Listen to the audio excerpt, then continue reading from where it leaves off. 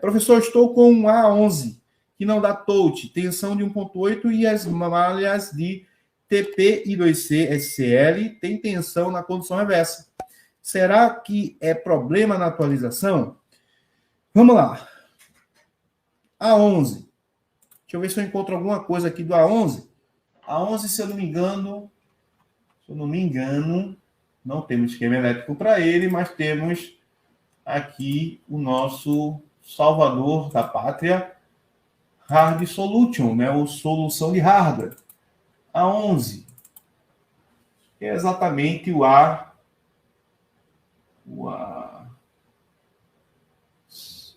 A115. Touch. Então,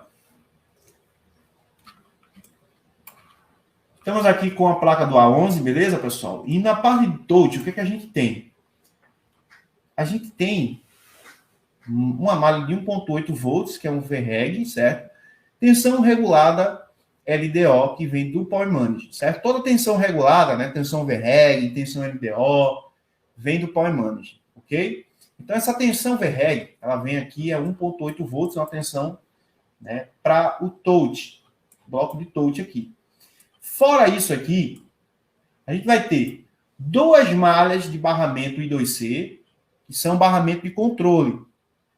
Ok? Então, esse circuito aqui de touch é muito simples. Simples de analisar, simples de chegar a uma conclusão aqui. O que eu devo verificar aqui? Vamos lá. Primeiro, eu preciso entender o que cada uma coisa dessa aqui significa. I2C é a malha que se comunica com o circuito integrado que vai estar na tela. Ok, galera? Esse barramento 2C aqui, ele vai se comunicar com o circuito integrado que está na tela, que é responsável por captar os pulsos analógicos do touch. Ok? Esse componente, esse CI que vai estar na tela, né? Porque vai ter que ter algum CI na tela.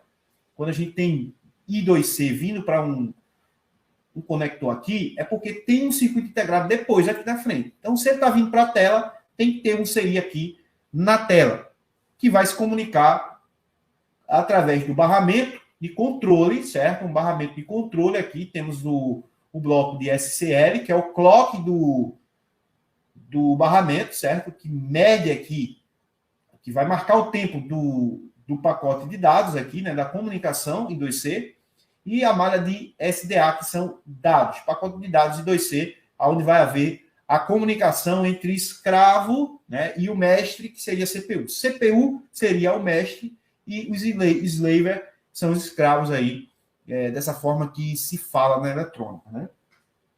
Então, esse barramento 2C vai controlar o touch. Aonde o cliente estiver tocando, né, o usuário estiver tocando na tela, tipo, toquei em cima, toquei no A, toquei no B, todas essas informações vão ser lidas, né, e processadas pelo barramento 2C. Para entenderem, né? Por que tem um barramento 2C aqui. Aqui a gente tem uma malha TP, Touchscreen, né? RST Reset N. Essa malha, pessoal, é uma malha de reset, certo? Ele vai resetar um circuito que também está lá no touch. Um circuito que está na tela. Todas essas linhas aqui, ó, estão indo para um circuito integrado que vai estar exatamente na tela. Por isso que a tela tem que estar conectada para a gente medir, né, as alimentações. Se a gente quiser medir barramento também, a gente vai ter que tudo medir com a tela conectada, porque precisa estar tendo conexão com o CI. Beleza? Então, por isso que quando a gente tem uma falha de touch, a melhor coisa a fazer é botar uma outra tela para certificar.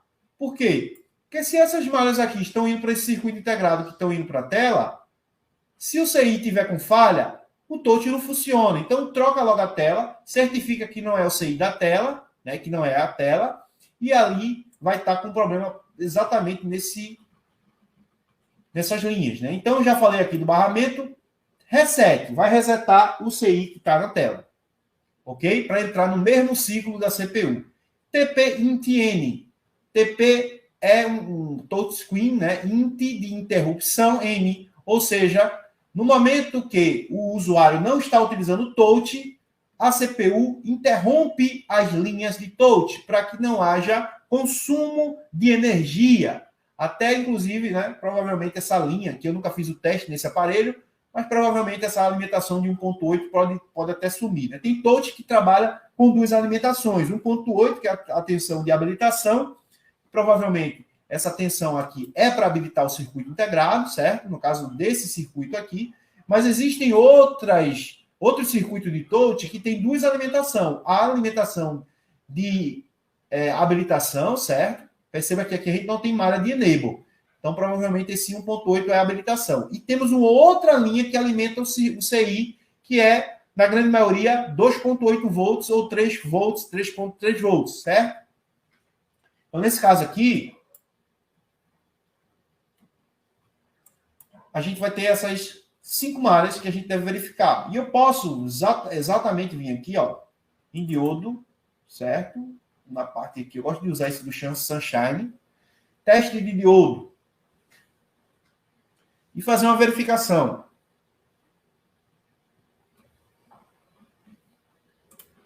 Vou fazer uma verificação aqui nesse...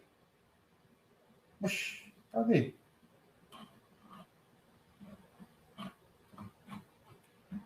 Não tem não, é?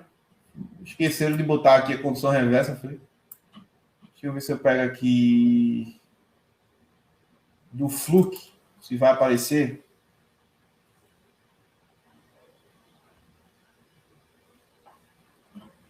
Não tem, não.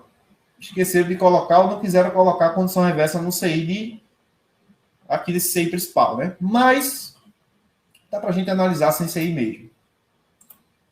Se analisar sem CI, a gente vai encontrar aqui em torno de 400, 500 milivolts aqui, né? Depende aí em torno de 300 a 700 milivolts nessas outras linhas, né? Depende muito da própria CPU, que vai fazer o consumo, então às vezes pode mudar entre 300 a 700 milivolts, aproximadamente essas malhas devem apresentar.